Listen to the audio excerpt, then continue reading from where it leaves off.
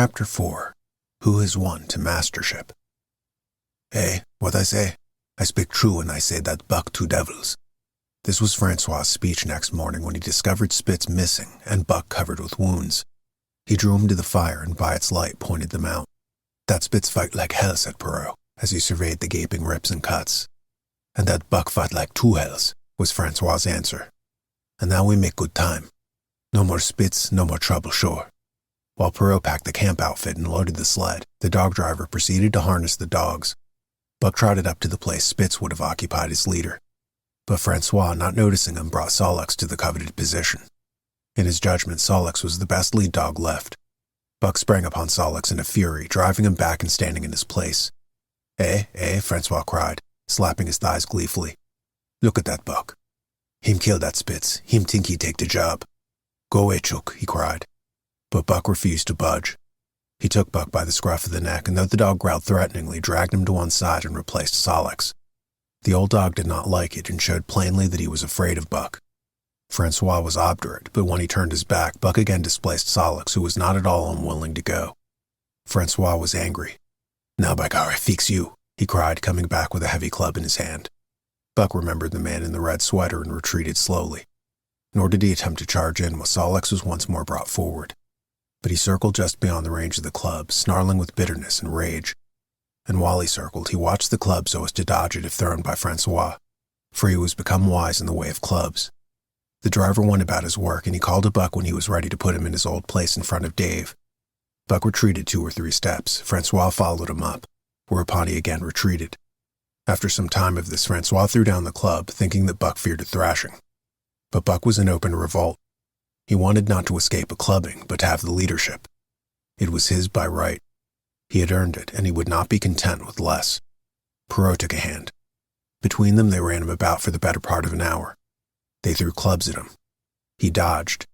They cursed him and all his fathers and mothers before him and all his seed to come after him down to the remotest generation, and every hair on his body and drop of blood in his veins. And he answered curse with snarl and kept out of their reach. He did not try to run away, but retreated around and around the camp, advertising plainly that when his desire was met, he would come in and be good. Francois sat down and scratched his head. Perrault looked at his watch and swore. Time was flying, and they should have been on the trail an hour gone. Francois scratched his head again. He shook it and grinned sheepishly at the courier, who shrugged his shoulders in sign that they were beaten. Then Francois went up to where Solix stood and called to Buck. Buck laughed, as dogs laugh, yet kept his distance. Francois unfastened Solix's traces and put him back in his old place. The team stood harnessed to the sled in an unbroken line, ready for the trail. There was no place for Buck save at the front. Once more Francois called, and once more Buck laughed and kept away. Throw down the club, Perrault commanded. Francois complied, whereupon Buck trotted in, laughing triumphantly, and swung around into position at the head of the team. His traces were fastened, the sled broken out, and with both men running, they dashed out onto the river trail. Highly as the dog driver had forevalued Buck with his 2 devils, he found while the day was yet young that he had undervalued. At a bound, Buck took up the duties of leadership, and where judgment was required in quick thinking and quick acting, he showed himself the superior even of Spitz, of whom Francois had never seen an equal. But it was in giving the law and making his mates live up to it that Buck excelled. Dave and Solix did not mind the change in leadership. It was none of their business. Their business was to toil, and toil mightily in the traces. So long as that were not interfered with, they did not care what happened. Billy the good-natured could lead for all they cared, so long as he kept order. The rest of the team, however, had grown unruly during the last days of Spitz, and their surprise was great now that Buck proceeded to lick them into shape. Pike, who pulled at Buck's heels and who never put an ounce more of his weight against the breastband than he was compelled to do, was swiftly and repeatedly shaken for loafing, and ere the first day was done he was pulling more than ever before in his life. The first night in camp, Joe, the sour one, was punished roundly, a thing that Spitz had never succeeded in doing. Buck simply smothered him by virtue of superior weight and cut him up till he ceased snapping and began to whine for mercy. The general tone of the team picked up immediately. It recovered its old-time solidarity, and once more the dogs leaped as one dog in the traces. At the rink rapids, 2 native huskies, Teek and Kuna, were added, and the celerity with which Buck broke them in took away Francois' breath. Never such a dog as that Buck, he cried. No, never. He worth $1,000, by God. Hey, what you say, Perrault? And Perrault nodded. He was ahead of the record then and gaining day by day. The trail was in excellent condition, well packed and hard, and there was no new fallen snow with which to contend. It was not too cold. The temperature dropped to 50 below zero and remained there the whole trip. The men rode and ran by turn, and the dogs were kept on the jump with but infrequent stoppages. The 30-mile river was comparatively coated with ice, and they covered in one day going out what had taken them 10 days coming in. In one run, they made a 60-mile dash from the foot of Lake LaBarge to the White Horse Rapids. Across Marsh, Tagish, and Bennett, 70 miles of lakes. They flew so fast that the man whose turn it was to run towed behind the sled at the end of a rope. And on the last night of the second week, they topped White Pass and dropped down the sea slope with the lights of Skagway and of the shipping at their feet. It was a record run. Each day for 14 days, they had averaged 40 miles. For 3 days, Perrault and Francois threw chests up and down the main streets of Skagway and were deluged with invitations to drink, while the team was the constant center of a worshipful crowd of dogbusters and mushers. Then 3 or 4 Western bad men aspired to clean out the town, were riddled like pepper boxes for their pains, and the public interest turned toward other idols. Next came official orders. Francois called Buck to him, threw his arms around him, wept over him, and that was the last of Francois and Perrault. Like other men, they passed out of Buck's life for good. A Scotch half-breed took charge of him and his mates, and in company with a dozen other dog teams, he started back over the weary trail to Dawson. It was no light running now, nor record time, but heavy toil each day with a heavy load behind. For this was the mail train, carrying word from the world to the men who sought gold under the shadow of the pole. Buck did not like it, but he bore up well to the work, taking pride in it after the manner of Dave and Solex, and seeing that his mates, whether they prided in it or not, did their fair share. It was a monotonous life, operating with machine-like regularity. One day was very like another. At a certain time each morning, the cooks turned out, fires were built, and breakfast was eaten. Then while some broke camp, others harnessed the dogs, and they were underway an hour or so before the darkness fell, which gave warning of dawn. At night, camp was made. Some pitched the flies, others cut firewood and pine boughs for the beds, and still others carried water or ice for the cooks.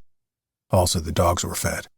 To them, this was the one feature of the day, though it was good to loaf around after the fish was eaten, for an hour or so with the dogs, of which there were 50 and odd. There were fierce fighters among them, but 3 battles with the fiercest brought Buck to mastery, so that when he bristled and showed his teeth, they got out of his way.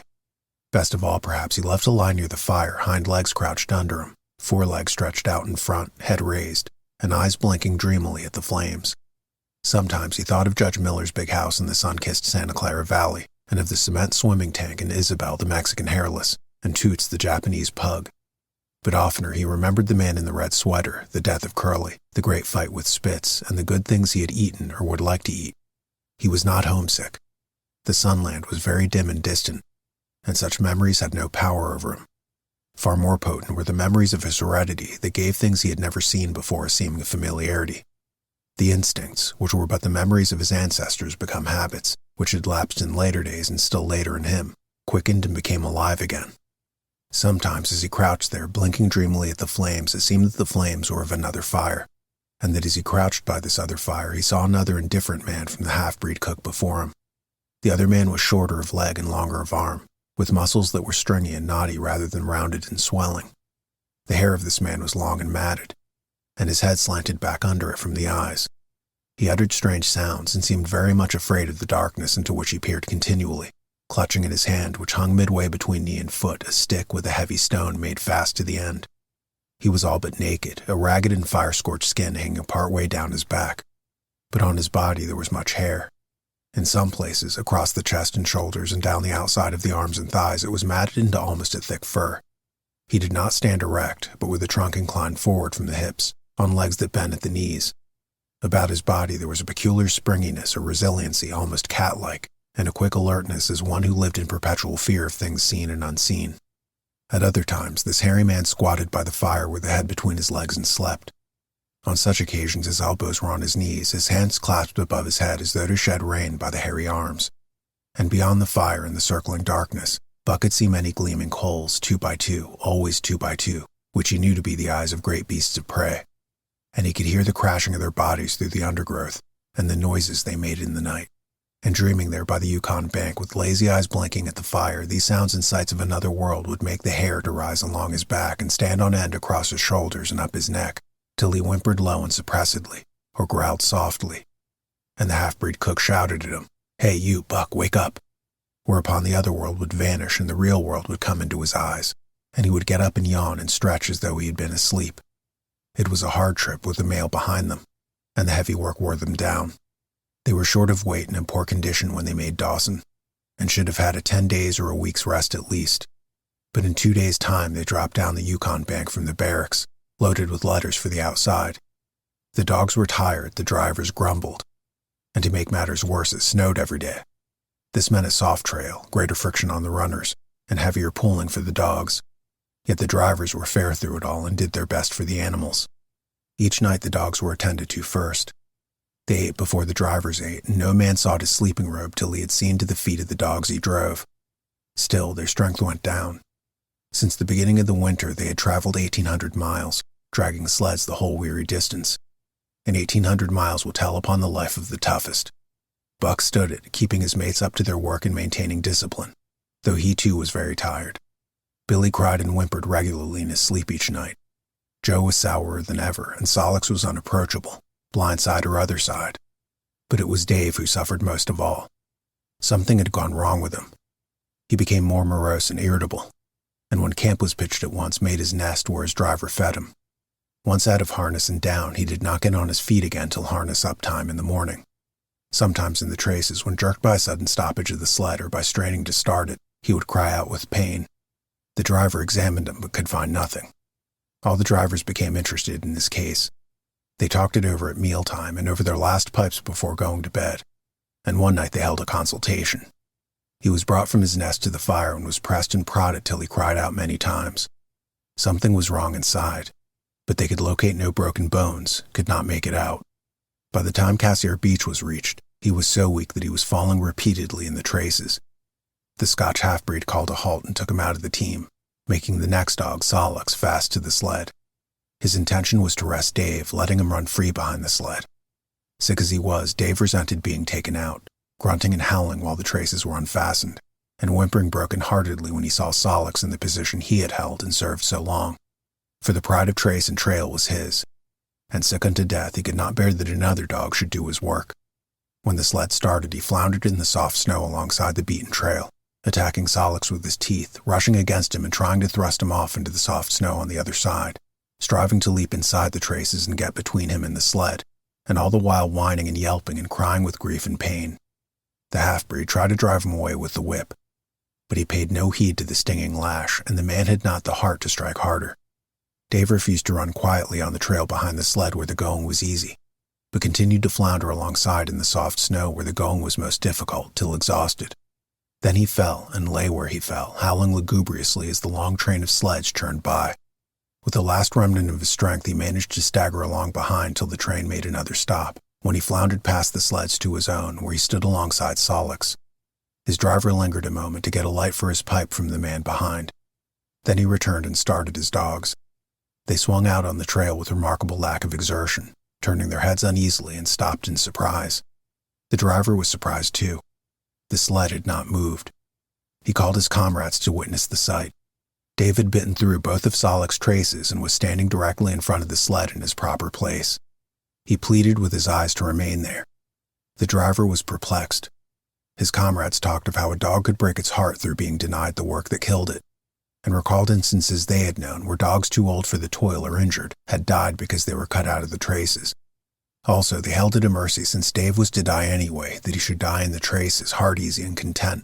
So he was harnessed in again, and proudly he pulled as of old, though more than once he cried out involuntarily from the bite of his inward hurt. Several times he fell down and was dragged in the traces, and once the sled ran upon him so that he limped thereafter in one of his hind legs. But he held out till camp was reached, when his driver made a place for him by the fire. Morning found him too weak to travel. At harness-up time, he tried to crawl to his driver. By convulsive efforts, he got to his feet, staggered, and fell. Then he wormed his way forward slowly toward where the harnesses were being put on his mates. He would advance his forelegs and drag up his body with a sort of hitching movement, when he would advance his forelegs and hitch ahead again for a few inches. His strength left him, and the last his mates saw of him, he lay gasping in the snow and yearning toward them. But they could hear him mournfully howling till they passed out of sight behind a belt of river timber. Here the train was halted. The Scotch half-breed slowly retraced his steps to the camp they had left. The men ceased talking. A revolver shot rang out. The man came back hurriedly.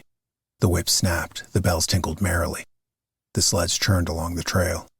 But Buck knew, and every dog knew, what had taken place behind the belt of river trees.